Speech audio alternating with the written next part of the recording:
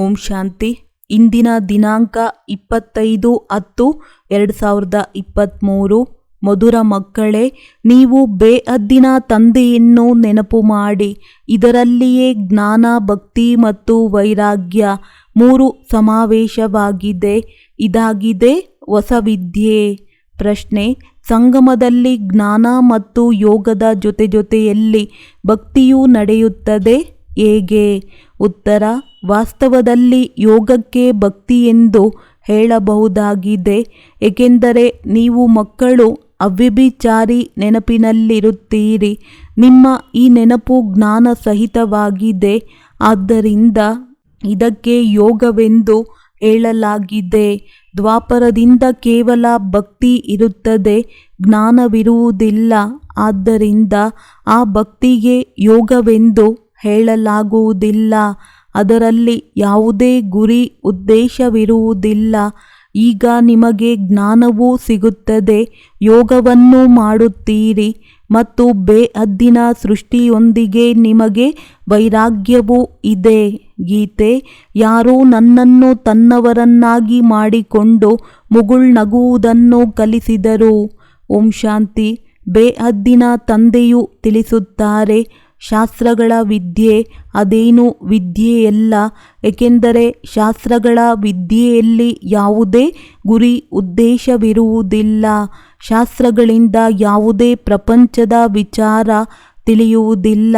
America ಎಲ್ಲಿದೆ? ಅದನ್ನು ಯಾರು ಹುಡುಕಿದರೂ ಈ ಮಾತುಗಳು ಶಾಸ್ತ್ರಗಳಲ್ಲಿಲ್ಲ. ಇಂಥವರು ಇಂತಹದನ್ನು ಹುಡುಕಿದರೆಂದು ಹೇಳುತ್ತಾರೆ. ಕೆಲವರು ತಮ್ಮ ವಾಸಕ್ಕಾಗಿ ಭೂಮಿಯನ್ನು ಪತ್ತೆ ಹಚ್ಚುತ್ತಾರೆ. ನೋಡಿದ್ದೀರಾ? ಮನುಷ್ಯರ ಜನಸಂಖ್ಯೆ ಬಹಳ ಆಗಿಬಿಟ್ಟಿದೆ. ವಾಸಕ್ಕಾಗಿ ಭೂಮಿಯಂತೂ ಬೇಕಲ್ಲವೇ? ಇವೆಲ್ಲವೂ ವಿದ್ಯೆಯ ಮಾತುಗಳಾಗಿವೆ. ಇದಕ್ಕೆ ಶಿಕ್ಷಣವೆಂದು ಹೇಳಲಾಗುತ್ತದೆ. ನಿಮ್ಮದು ಸಹ ಇದು ಶಿಕ್ಷಣವಾಗಿದೆ. ಇದಕ್ಕೆ ಆಶ್ರಮವೆಂದು ಹೇಳುವುದೇ ಅಥವಾ ಶಿಕ್ಷಣ ಎಂದು ಹೇಳುವುದೇ ಅಥವಾ ವಿಶ್ವವಿದ್ಯಾಲಯವೆಂದು ಹೇಳುವುದೇ? ಇದರಲ್ಲಿ ಎಲ್ಲವೂ ಬಂದು ಬಿಡುತ್ತದೆ. ಆ ವಿದ್ಯೆಯ ನಕ್ಷೆಗಳೇ ಬೇರೆಯಾಗಿರುತ್ತವೆ. ಶಾಸ್ತ್ರಗಳಿಂದ ಬೆಳಕು ಸಿಗುವುದಿಲ್ಲ. ವಿದ್ಯೆಯಿಂದಲೇ ಬೆಳಕು ಅರ್ಥಾತ್ ಪ್ರಕಾಶತೆಯು ಸಿಗುತ್ತದೆ. ನಿಮ್ಮದು ವಿದ್ಯೆಯೂ ಆಗಿದೆ. ವೈಕುಂಠವೆಂದು ಯಾವುದಕ್ಕೆ ಹೇಳಲಾಗುತ್ತದೆ ಎಂದು ಆ ವಿದ್ಯೆಯಲ್ಲಿಯೂ ಇಲ್ಲ, ಶಾಸ್ತ್ರಗಳಲ್ಲಿಯೂ ಇಲ್ಲ. ಈ ಜ್ಞಾನವೇ ಹೊಸದಾಗಿದೆ. ಇದನ್ನು ಒಬ್ಬ ತಂದೆಯೇ ತಿಳಿಸುತ್ತಾರೆ. ಸ್ವರ್ಗ ನರಕ ಎಲ್ಲವೂ ಇಲ್ಲಿಯೇ ಇದೆ ಎಂದು ಮನುಷ್ಯರು ಹೇಳಿಬಿಡುತ್ತಾರೆ. ಸ್ವರ್ಗ ನರಕವೆಂದು ಯಾವುದಕ್ಕೆ ಹೇಳಲಾಗುತ್ತದೆ ಎಂಬುದನ್ನು ತಂದೆಯೇ ತಿಳಿಸುತ್ತಾರೆ. ಈ ಮಾತುಗಳು ಶಾಸ್ತ್ರಗಳಲ್ಲಿಯೂ ಇಲ್ಲ, ಆ ಶಿಕ್ಷಣದಲ್ಲಿಯೂ ಇಲ್ಲ. ಇವು ಹೊಸ ಮಾತುಗಳಾಗಿರುವ ಕಾರಣ ಮನುಷ್ಯರು ತಬ್ಬಿಬ್ಬಾಗುತ್ತಾರೆ. ಇಂತಹ ಜ್ಞಾನವನ್ನು ಎಲ್ಲಿಯೂ ಕೇಳಿಯೇ ಇಲ್ಲವೆಂದು ಹೇಳುತ್ತಾರೆ. ಇವಂತೂ ಹೊಸ ವಿಚಿತ್ರವಾದ ಮಾತುಗಳಾಗಿವೆ. ಇದನ್ನು ಯಾರೂ ಎಂದೂ ತಿಳಿಸಿಲ್ಲ. ಇವು ಅವಶ್ಯವಾಗಿ ಹೊಸ ಮಾತುಗಳೇ ಆಗಿವೆ. ಇವನ್ನು ಆ ಶಿಕ್ಷಣದವರಾಗಲಿ ಸನ್ಯಾಸಿ ಮುಂತಾದವರಾಗಲಿ ತಿಳಿಸುವುದಿಲ್ಲ. ಆದ್ದರಿಂದ ಪರಂಪಿತ ಪರಮಾತ್ಮನನ್ನೇ ಜ್ಞಾನಸಾಗರನೆಂದು ಕರೆಯಲಾಗುತ್ತದೆ. ಬೇಅದ್ದಿನ ಇತಿಹಾಸ ಭೂಗೋಳವನ್ನು ತಿಳಿಸುತ್ತಾರೆ. ಜ್ಞಾನದಿಂದ ಸ್ವರ್ಗ ಮತ್ತು ನರಕದ ವಿಸ್ತಾರವನ್ನು ತಿಳಿಸುತ್ತಾರೆ. ಇವು ಹೊಸ ಮಾತುಗಳಾಗಿವೆ ಎಲ್ಲವೇ? ಈ ವಿದ್ಯೆಯಲ್ಲಿ ಎಲ್ಲವೂ ಇದೆ.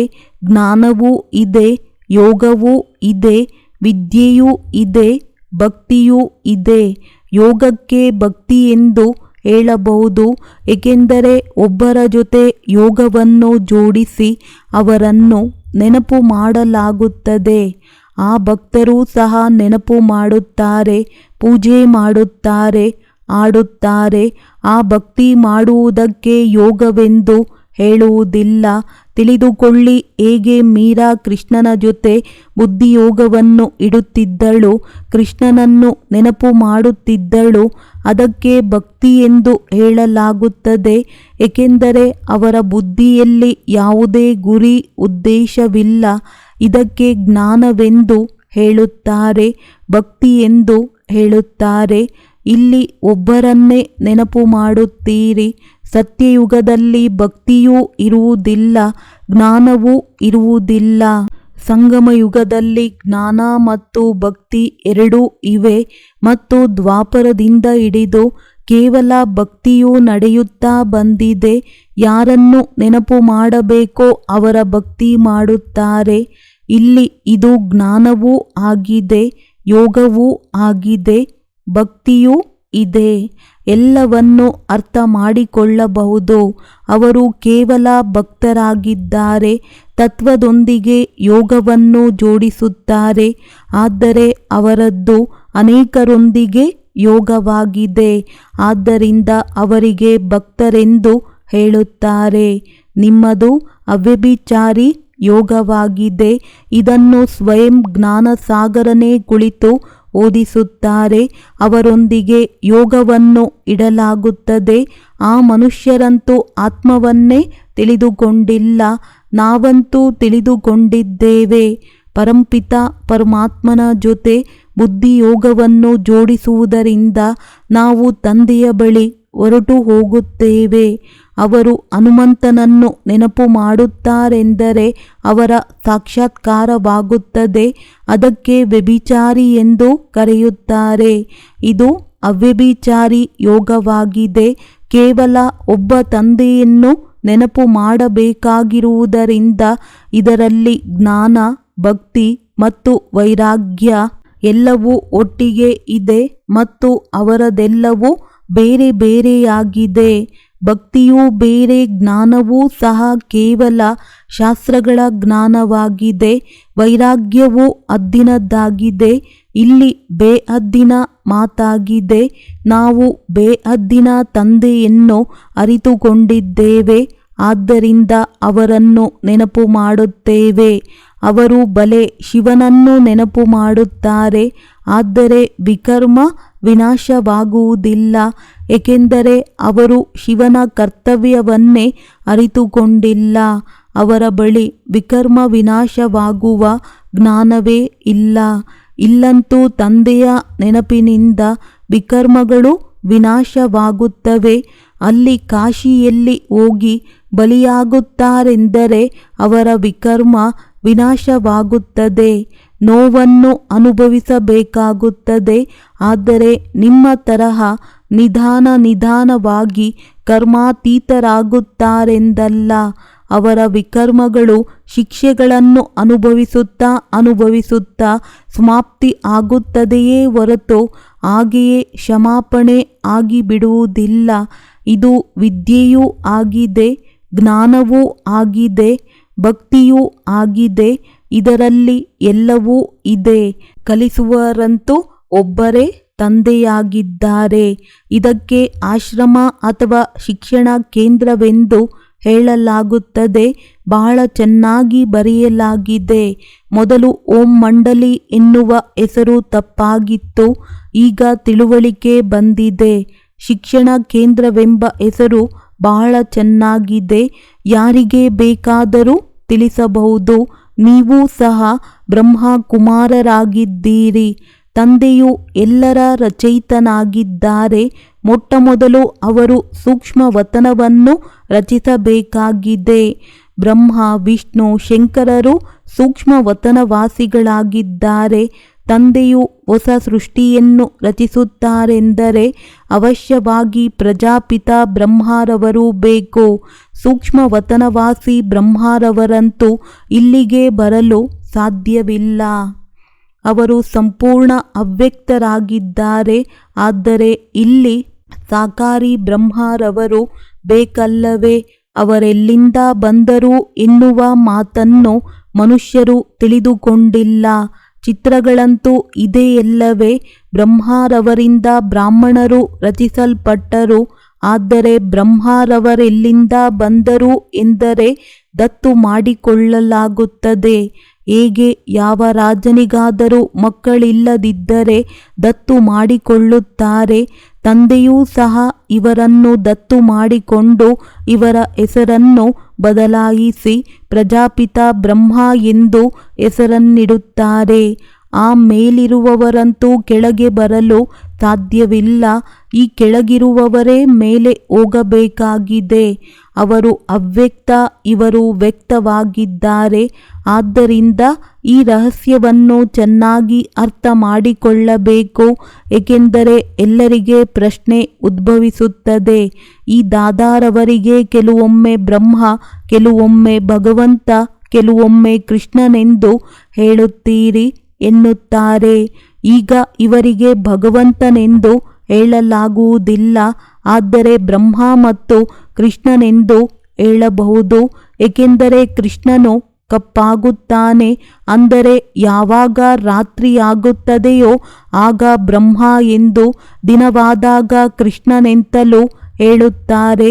ಕೃಷ್ಣನ ಆತ್ಮವು ಈಗ ಅಂತಿಮ ಜನ್ಮದಲ್ಲಿದೆ ಮತ್ತು ಶ್ರೀಕೃಷ್ಣನದು ಆದಿಯ ಜನ್ಮವಾಗಿದೆ.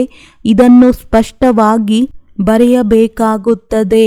ರಾಧೆ ಕೃಷ್ಣರ ಅಥವಾ ಲಕ್ಷ್ಮೀನಾರಾಯಣರ 84 ಜನ್ಮಗಳ ಬಗ್ಗೆ ತಿಳಿಸಬೇಕಾಗುತ್ತದೆ. ಇಲ್ಲಿ ಇವರನ್ನು ದತ್ತು ಮಾಡಿಕೊಳ್ಳುತ್ತಾರೆ ಅಂದಾಗ ಬ್ರಹ್ಮನ ದಿನ ಮತ್ತು ಬ್ರಹ್ಮನ ರಾತ್ರಿಯಾಗಿ ಬಿಡುತ್ತದೆ. ಅದೇ ಲಕ್ಷ್ಮೀನಾರಾಯಣರ ದಿನ ಮತ್ತು ರಾತ್ರಿಯಾಗಿದೆ. ಅವರ ವಂಶಾವಳಿಗಳೂ ಸಹ ಹಾಗೇ ಆಗುತ್ತದೆ. ನೀವೀಗ ಬ್ರಾಹ್ಮಣ ಕುಲದವರಾಗಿದ್ದೀರಿ, ನಂತರ ದೇವತಾ ಕುಲದವರಾಗುತ್ತೀರಿ ಅಂದಾಗ ಇದು ಬ್ರಹ್ಮ ಕುಮಾರ ಕುಮಾರಿಯರ ದಿನ ಮತ್ತು ರಾತ್ರಿಯಾಯಿತು. ಇವು ಬಹಳ ತಿಳಿದುಕೊಳ್ಳುವ ಮಾತುಗಳಾಗಿವೆ. ಚಿತ್ರಗಳಲ್ಲಿಯೂ ಸ್ಪಷ್ಟವಾಗಿದೆ. ಕೆಳಗೆ ತಪಸ್ಸು ಮಾಡುತ್ತಿದ್ದಾರೆ. ಇದು ಅಂತಿಮ ಜನ್ಮವಾಗಿದೆ. ಬ್ರಹ್ಮ ಎಲ್ಲಿಂದ ಬಂದರು, ಯಾರಿಂದ ಜನ್ಮ ಪಡೆದರು? ಅಂದರೆ ಬ್ರಹ್ಮರವರನ್ನು ದತ್ತು ಮಾಡಿಕೊಳ್ಳಲಾಗುತ್ತದೆ. ಹೇಗೆ ರಾಜನು ದತ್ತು ಮಾಡಿಕೊಳ್ಳುತ್ತಾನೆ, ನಂತರ ಆ ಮಗುವಿಗೆ ರಾಜಕುಮಾರನೆಂದು ಹೇಳುತ್ತಾರೆ. ಇಂತಹ ರಾಜಕುಮಾರನೆಂದು ಹೆಸರನ್ನು ಬದಲಾಯಿಸುತ್ತಾರೆ. ಮೊದಲಂತೂ ರಾಜಕುಮಾರನಾಗಿರಲಿಲ್ಲ. ರಾಜನು ಯಾವಾಗ ದತ್ತು ಮಾಡಿಕೊಂಡರೋ ಆಗ ರಾಜಕುಮಾರನೆಂಬ ಹೆಸರನ್ನಿಟ್ಟರು. ಈ ಸಂಪ್ರದಾಯವು ನಡೆಯುತ್ತಾ ಬಂದಿದೆ. ಅಂದ ಮೇಲೆ ಮಕ್ಕಳಿಗೆ ಇದು ಬುದ್ಧಿಯಲ್ಲಿರಬೇಕು.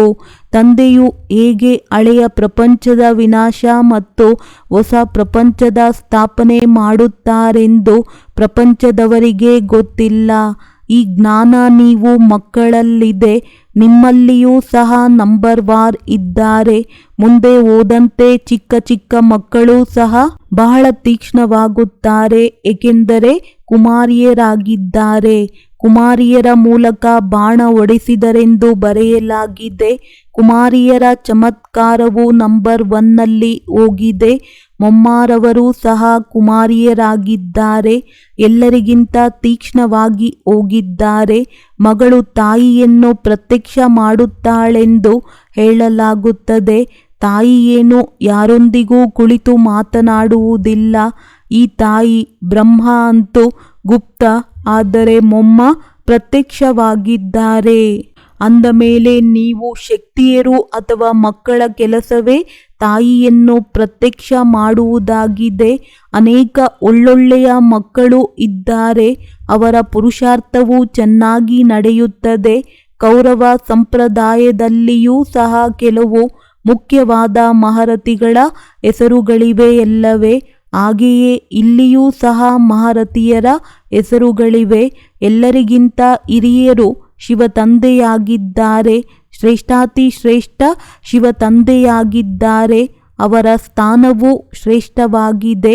ವಾಸ್ತವದಲ್ಲಿ ನವಾತ್ಮಗಳಿರುವ ಧಾಮವು ಶ್ರೇಷ್ಠವಾಗಿದೆ. ಮನುಷ್ಯರಂತೂ ಕೇವಲ ಮಹಿಮೆ ಮಾಡುತ್ತಿರುತ್ತಾರೆ, ಆದರೆ ತಿಳಿದುಕೊಂಡಿಲ್ಲ. ನಾವಾತ್ಮಗಳು ಸಹ ಅಲ್ಲಿನ ನಿವಾಸಿಗಳಾಗಿದ್ದೇವೆ. ನಾವು ಜನನ ಮರಣದಲ್ಲಿ ಬಂದು ಪಾತ್ರವನ್ನು ಅಭಿನಯಿಸಬೇಕಾಗಿದೆ. ತಂದೆಯು ಜನನ ಮರಣದಲ್ಲಿ ಬರುವುದಿಲ್ಲ. ಪಾತ್ರವು ಅವರದ್ದು ಇದೆ. ಆದರೆ ಹೇಗಿದೆ ಎಂಬುದನ್ನು ನೀವು ತಿಳಿದುಕೊಂಡಿದ್ದೀರಿ. ಈಗ ನೀವು ಮಕ್ಕಳು ತಿಳಿದುಕೊಂಡಿದ್ದೀರಿ. ಇದು ಶಿವತಂದೆಯ ರಥವಾಗಿದೆ, ಅಶ್ವ ಅಥವಾ ಕುದುರೆಯೂ ಆಗಿದೆ. ಆದರೆ ಆ ಕುದುರೆ ಗಾಡಿಯಲ್ಲ. ಯಾವ ತಪ್ಪುಗಳಾಗಿ ಬಿಟ್ಟಿವೆಯೋ ಅವೆಲ್ಲವೂ ನಾಟಕದಲ್ಲಿ ನಿಗದಿಯಾಗಿದೆ. ಅರ್ಧಕಲ್ಪ ನಾವೂ ಸಹ ತಪ್ಪುಗಳಲ್ಲಿ ಅಥವಾ ಮರೆವಿನಲ್ಲಿ ಅಲೆದಾಡುತ್ತಾ ಪೂರ್ತಿ ದಾರಿ ತಪ್ಪಿ ಹೋಗುತ್ತೇವೆ. ಈಗ ಬೆಳಕು ಸಿಕ್ಕಿರುವುದರಿಂದ ಬಹಳ ಜಾಗೃತರಾಗಿದ್ದೇವೆ. ನಮಗೆ ಗೊತ್ತಿದೆ ಈ ಹಳೆಯ ಪ್ರಪಂಚವು ನಾಶವಾಗಲಿದೆ. ನಾವು ನಷ್ಟಮೋಹಿಗಳಾಗಬೇಕಾಗಿದೆ. ಕಮಲ ಪುಷ್ಪ ಸಮಾನ ಗೃಹಸ್ಥದಲ್ಲಿರುತ್ತಾ ನಷ್ಟಮೋಹಿಗಳಾಗುವ ಪುರುಷಾರ್ಥ ಮಾಡಬೇಕು. ಎಲ್ಲದರೊಂದಿಗೆ ಸಂಬಂಧವನ್ನು ನಿಭಾಯಿಸಬೇಕು. ಜೊತೆಯೂ ಇರಬೇಕಾಗಿದೆ. ಈ ಬಟ್ಟಿಯೂ ಸಹ ಆಗಬೇಕಿತ್ತು. ಹೇಗೆ ಕಲ್ಪದ ಹಿಂದೆಯೂ ಆಗಿತ್ತು. ಆದರೆ ಈಗಂತೂ ಹೇಳುತ್ತಾರೆ, ಗೃಹಸ್ಥ ವ್ಯವಹಾರದಲ್ಲಿದ್ದು ಪರಿಶ್ರಮ ಪಡಬೇಕು. ಇಲ್ಲಿ ಮನೆಮಠವನ್ನು ಬಿಟ್ಟು ಬರುವ ಮಾತಿಲ್ಲ. ನಾವಂತೂ ಮನೆಯಲ್ಲಿ ಕುಳಿತಿದ್ದೇವಲ್ಲವೇ? ಎಷ್ಟು ಮಕ್ಕಳಿದ್ದಾರಲ್ಲವೇ? ಲೌಕಿಕವೂ ಇತ್ತಲ್ಲವೇ? ಏನನ್ನೂ ಬಿಡಲಿಲ್ಲ. ಸನ್ಯಾಸಿಗಳಂತೂ ಕಾಡಿಗೆ ಹೊರಟು ಹೋಗುತ್ತಾರೆ. ನಾವಂತೂ ಪಟ್ಟಣದಲ್ಲಿ ಕುಳಿತಿದ್ದೇವೆ ಅಂದ ಮೇಲೆ ಎಲ್ಲರೊಂದಿಗೆ ಸಂಬಂಧವನ್ನು ನಿಭಾಯಿಸಬೇಕಾಗಿದೆ. ತಂದೆಯ ರಚನೆಯಾಗಿದೆ. ತಂದೆಯು ಸಂಪಾದಿಸಿ ಮಕ್ಕಳಿಗೆ ಆಸ್ತಿಯನ್ನು ಕೊಡುತ್ತಾರೆ. ಮೊದಲಂತೂ ಕಾಮವಿಕಾರದ ಆಸ್ತಿಯನ್ನು ಕೊಡುತ್ತಾರೆ. ನಂತರ ಅದರಿಂದ ಬಿಡಿಸಿ ನಿರ್ವಿಕಾರಿಗಳನ್ನಾಗಿ ಮಾಡುವುದು ತಂದೆಯ ಕರ್ತವ್ಯವೇ ಆಗಿದೆ. ಈಗೂ ಇರುತ್ತಾರೆ ಕೆಲವು ಮಕ್ಕಳು ತಂದೆ ತಾಯಿಗೆ ಜ್ಞಾನವನ್ನು ಕೊಡುತ್ತಾರೆ. ಇನ್ನು ಕೆಲವರು ತಂದೆಯು ಮಕ್ಕಳಿಗೆ ಜ್ಞಾನವನ್ನು ಕೊಡುತ್ತಾರೆ. ಇದು ರಾಜಯೋಗವಾಗಿದೆ. ಅದು ಹಠಯೋಗವಾಗಿದೆ. ಆತ್ಮಕ್ಕೆ ಪರಮಾತ್ಮನಿಂದ ಜ್ಞಾನವೂ ಸಿಗುತ್ತದೆ. ನಾನು ಬ್ರಹ್ಮ, ರಾಜರಿಗೂ ರಾಜನಾಗಿದ್ದೆನು, ಈಗ ಬಡವನಾಗಿದ್ದೇನೆ. ಬಡವನಿಂದ ರಾಜನೆಂದು ಗಾಯನವಿದೆ. ಮಕ್ಕಳಿಗೆ ಗೊತ್ತಿದೆ ನಾವು ಯಾರು ಸೂರ್ಯ ವಂಶಿಗಳಾಗಿದ್ದೇವೋ ಈಗ ಶೂದ್ರ ವಂಶೀಯರಾಗಿದ್ದೇವೆ. ನರಕ ಮತ್ತು ಸ್ವರ್ಗ ಬೇರೆ ಬೇರೆಯಾಗಿದೆ. ಇದು ಸಹ ತಿಳಿಸಬೇಕಾಗುತ್ತದೆ. ಮನುಷ್ಯರು ಇದನ್ನು ತಿಳಿದುಕೊಂಡಿಲ್ಲ. ನಿಮ್ಮಲ್ಲಿಯೂ ಅನೇಕ ಮಕ್ಕಳು ಏನನ್ನೂ ತಿಳಿದುಕೊಂಡಿಲ್ಲ. ಅಂದರೆ ಅದೃಷ್ಟದಲ್ಲಿಲ್ಲವೆಂದರೆ ಪುರುಷಾರ್ಥವೇನು ಮಾಡುತ್ತಾರೆ? ಕೆಲವರ ಅದೃಷ್ಟದಲ್ಲಿ ಏನೂ ಇಲ್ಲ, ಕೆಲವರ ಅದೃಷ್ಟದಲ್ಲಿ ಎಲ್ಲವೂ ಇದೆ. ಅದೃಷ್ಟವೇ ಪುರುಷಾರ್ಥ ಮಾಡಿಸುತ್ತದೆ. ಅದೃಷ್ಟದಲ್ಲಿಲ್ಲದಿದ್ದರೆ ಪುರುಷಾರ್ಥವೇನು ಮಾಡುತ್ತಾರೆ? ಇದು ಒಂದೇ ಶಾಲೆಯಾಗಿದೆ, ನಡೆಯುತ್ತಲೇ ಇರುತ್ತದೆ. ಆದರೆ ಕೆಲವು ಮಕ್ಕಳು ಅರ್ಧದಲ್ಲಿಯೇ ಬೀಳುತ್ತಾರೆ. ಇನ್ನು ಕೆಲವರು ನಡೆಯುತ್ತಾ ಸತ್ತು ಹೋಗುತ್ತಾರೆ. ಜನ್ಮ ಪಡೆಯುವುದು ಮತ್ತು ಸಾಯುವುದು ಹೀಗೆ ಬಹಳ ಆಗುತ್ತದೆ. ಈ ಜ್ಞಾನವು ಬಹಳ ವಿಚಿತ್ರವಾಗಿದೆ. ಜ್ಞಾನವಂತೂ ಬಹಳ ಸಹಜವಾಗಿದೆ. ಆದರೆ ಕರ್ಮಾತೀತ ಸ್ಥಿತಿಯನ್ನು ಪಡೆಯುವುದರಲ್ಲಿ ಪೂರ್ಣ ಪರಿಶ್ರಮವಿದೆ. ಯಾವಾಗ ವಿಕರ್ಮ ವಿನಾಶವಾಗುತ್ತದೆಯೋ ಆಗಲೇ ಆರಲು ಸಾಧ್ಯ. ಧ್ಯಾನಕ್ಕಿಂತ ಜ್ಞಾನವೂ ಶ್ರೇಷ್ಠ. ಧ್ಯಾನದಲ್ಲಿ ಮಾಯೆಯ ವಿಘ್ನಗಳು ಬಹಳ ಬರುತ್ತವೆ. ಆದ್ದರಿಂದ ಧ್ಯಾನಕ್ಕಿಂತ ಜ್ಞಾನವು ಒಳ್ಳೆಯದಾಗಿದೆ. ಆದರೆ ಯೋಗಕ್ಕಿಂತ ಜ್ಞಾನವು ಒಳ್ಳೆಯದೆಂದಲ್ಲ. ಕೇವಲ ಧ್ಯಾನಕ್ಕೋಸ್ಕರವೇ ಈ ರೀತಿ ಹೇಳಲಾಗುತ್ತದೆ. ಯಾರು ಧ್ಯಾನದಲ್ಲಿ ಹೋಗುತ್ತಿದ್ದರೋ ಅವರು ಇಂದಿಲ್ಲ. ಯೋಗದಲ್ಲಂತೂ ಸಂಪಾದನೆಯಾಗುತ್ತದೆ. ವಿಕರ್ಮ ವಿನಾಶವಾಗುತ್ತದೆ. ಧ್ಯಾನದಲ್ಲಿ ಯಾವುದೇ ಸಂಪಾದನೆ ಇಲ್ಲ. ಯೋಗ ಮತ್ತು ಜ್ಞಾನದಲ್ಲಿ ಸಂಪಾದನೆ ಇದೆ. ಯೋಗ ಮತ್ತು ಜ್ಞಾನವಿಲ್ಲದೆ ಆರೋಗ್ಯವಂತರು ಐಶ್ವರ್ಯವಂತರಾಗಲು ಸಾಧ್ಯವಿಲ್ಲ. ನಂತರ ಓಡಾಡುವ ತಿರುಗಾಡುವ ಅಭ್ಯಾಸವಾಗಿ ಬಿಡುತ್ತದೆ. ಇದು ಸಹ ಸರಿಯಿಲ್ಲ. ಧ್ಯಾನವು ಬಹಳ ನಷ್ಟ ಮಾಡುತ್ತದೆ. ಜ್ಞಾನ ಸೆಕೆಂಡಿನದ್ದಾಗಿದೆ, ಯೋಗವು ಸೆಕೆಂಡಿನದ್ದಲ್ಲ. ಎಲ್ಲಿಯವರೆಗೆ ಜೀವಿಸಿರಬೇಕಾಗಿದೆಯೋ ಅಲ್ಲಿಯವರೆಗೆ ಯೋಗ ಮಾಡುತ್ತಲೇ ಇರಬೇಕಾಗಿದೆ. ಜ್ಞಾನ ಸಹಜ, ಆದರೆ ಸದಾ ಆರೋಗ್ಯವಂತರು ನಿರೋಗಿಗಳಾಗುವುದರಲ್ಲಿಯೇ ಪರಿಶ್ರಮವಿದೆ. ಮುಂಜಾನೆ ಎದ್ದು ನೆನಪಿನಲ್ಲಿ ಕುಳಿತುಕೊಳ್ಳುವುದರಲ್ಲಿಯೂ ಬಹಳ ವಿಘ್ನಗಳು ಬರುತ್ತವೆ. ಅನೇಕ ವಿಚಾರಗಳನ್ನು ಮಾಡುತ್ತಾ ವಿಷಯಗಳನ್ನು ತೆಗೆಯುವ ಸಮಯದಲ್ಲಿಯೂ ಬುದ್ಧಿಯು ಎಲ್ಲಿಂದೆಲ್ಲೆಲ್ಲಿಗೋ ಹೊರಟು ಹೋಗಿಬಿಡುತ್ತದೆ. ಎಲ್ಲರಿಗಿಂತ ಹೆಚ್ಚಿನ ಬಿರುಗಾಳಿಯು ಮೊದಲ ನಂಬರಿನವರಿಗೆ ಬರುತ್ತದೆಯಲ್ಲವೇ? ಶಿವತಂದೆಗಂತೂ ಬರಲು ಸಾಧ್ಯವಿಲ್ಲ. ಶಿವತಂದೆಗಂತೂ ತಂದೆಯು ಯಾವಾಗಲೂ ತಿಳಿಸುತ್ತಿರುತ್ತಾರೆ. ಬಿರುಗಾಳಿಗಳಂತೂ ಬಹಳ ಬರುತ್ತಿರುತ್ತವೆ. ಎಷ್ಟು ನೆನಪಿನಲ್ಲಿರುವ ಪ್ರಯತ್ನ ಪಡುತ್ತೀರೋ ಅಷ್ಟು ಬಿರುಗಾಳಿಗಳು ಹೆಚ್ಚಾಗಿ ಬರುತ್ತಿರುತ್ತವೆ. ಇದರಲ್ಲಿ ಹೆದರಬಾರದು. ನೆನಪಿನಲ್ಲಿರಬೇಕಾಗಿದೆ, ಸ್ಥಿರವಾಗಿರಬೇಕಾಗಿದೆ. ಯಾವುದೇ ಬಿರುಗಾಳಿಗಳು ಅಲುಗಾಡಿಸಲು ಸಾಧ್ಯವೇ ಇಲ್ಲ. ಇದು ಅಂತಿಮ ಸ್ಥಿತಿಯಾಗಿದೆ. ಇದು ಆತ್ಮಿಕ ಸ್ಪರ್ಧೆಯಾಗಿದೆ. ಶಿವತಂದೆಯನ್ನು ನೆನಪು ಮಾಡುತ್ತಾ ಇರಿ. ಇವು ಸಹ ತಿಳಿದುಕೊಳ್ಳುವ ಮತ್ತು ಧಾರಣೆ ಮಾಡುವ ಮಾತುಗಳಾಗಿವೆ. ದಾನ ಮಾಡುವುದಿಲ್ಲವೆಂದರೆ ಧಾರಣೆಯೂ ಆಗುವುದಿಲ್ಲ. ಪುರುಷಾರ್ಥ ಮಾಡಬೇಕು. ಇಬ್ಬರು ತಂದೆಯರ ವಿಷಯವನ್ನು ಯಾರಿಗೆ ಬೇಕಾದರೂ ತಿಳಿಸುವುದು ಬಹಳ ಸಹಜವಾಗಿದೆ. ಇದನ್ನೂ ಸಹ ನೀವೇ ತಿಳಿದುಕೊಂಡಿದ್ದೀರಿ. ತಂದೆಯು 21 ಜನ್ಮಗಳ ಆಸ್ತಿಯನ್ನು ಕೊಡುತ್ತಾರೆ. ಈ ಲಕ್ಷ್ಮೀನಾರಾಯಣರಿಗೆ ತಂದೆಯಿಂದ 21 ಜನ್ಮಗಳ ಆಸ್ತಿಯೂ ಸಿಕ್ಕಿದೆ ಎಂದು ನೀವು ಹೇಳುತ್ತೀರಿ. ತಂದೆಯು ಅವರಿಗೆ ರಾಜಯೋಗವನ್ನು ಕಲಿಸಿದ್ದರು. ಅವರಿಗೆ ಭಗವಂತನೇ ಈ ಆಸ್ತಿಯನ್ನು ಕೊಟ್ಟರೆಂದು ಮತ್ತಿನ್ಯಾರ ಬಾಯಿಯಿಂದ ಹೇಳಲು ಸಾಧ್ಯವಿಲ್ಲ. ಪ್ರಪಂಚದಲ್ಲಿ ಕೆಲವರು ಕೆಲವೊಂದು ಮಾತಿನಲ್ಲಿ ಖುಷಿಯಾಗಿರುತ್ತಾರೆ. ನೀವು ಯಾವ ಮಾತಿನಲ್ಲಿ ಖುಷಿಯಾಗಿದ್ದೀರಿ ಅದನ್ನು ಯಾರೂ ತಿಳಿದುಕೊಂಡಿಲ್ಲ. ಮನುಷ್ಯರಂತೂ ಅಲ್ಪಕಾಲದ ಕ್ಷಣಭಂಗೂರಕ್ಕೋಸ್ಕರ ಖುಷಿಯನ್ನು ಆಚರಿಸುತ್ತಾರೆ. ನೀವು ಸತ್ಯ ಬ್ರಾಹ್ಮಣ ಕುಲಭೂಷಣರಾಗಿದ್ದೀರಿ, ಯೋಗಿ ಮತ್ತು ಜ್ಞಾನಿಗಳಾಗಿದ್ದೀರಿ. ನಿಮ್ಮ ಈ ಅತೀಂದ್ರಿಯ ಸುಖದ ಖುಷಿಯನ್ನು ಮತ್ಯಾರೂ ತಿಳಿದುಕೊಳ್ಳಲು ಸಾಧ್ಯವಿಲ್ಲ. ಅವರಂತೂ ಏನೇನೋ ತಲೆಕೆಡಿಸಿಕೊಳ್ಳುತ್ತಿರುತ್ತಾರೆ. ಚಂದ್ರಗ್ರಹದಲ್ಲಿ ಹೋಗುವ ಪುರುಷಾರ್ಥ ಮಾಡುತ್ತಾರೆ. ಬಹಳ ಕಷ್ಟಕರವಾದ ಪರಿಶ್ರಮ ಪಡುತ್ತಾರೆ. ಆದರೆ ಅವರೆಲ್ಲರ ಪರಿಶ್ರಮವೂ ವ್ಯರ್ಥವಾಗುವುದಿದೆ. ನೀವು ಯಾವುದೇ ಕಷ್ಟವಿಲ್ಲದೆ ಇಂತಹ ಸ್ಥಳಕ್ಕೆ ಹೋಗುವ ಪುರುಷಾರ್ಥ ಮಾಡುತ್ತೀರಿ. ಎಲ್ಲಿಗೆ ಮತ್ಯಾರೂ ಹೋಗಲು ಸಾಧ್ಯವಿಲ್ಲ. ಒಂದೇ ಸಲ ಶ್ರೇಷ್ಠಾತಿಶ್ರೇಷ್ಠ ಪರಂಧಾಮಕ್ಕೆ ಹೋಗುತ್ತೀರಿ. ಒಳ್ಳೆಯದು. ಮಧುರಾತಿ ಮಧುರ ಅಗಲಿ ಹೋಗಿ ಮರಳಿ ಸಿಕ್ಕಿರುವಂತಹ ಮಕ್ಕಳಿಗೆ ಪ್ರೀತಿಯ ಮಾತ್ಪಿತಾ ಬಾಪ್ತಾದರವರ ನೆನಪು, ಪ್ರೀತಿ ಹಾಗೂ ಸುಪ್ರಭಾತ.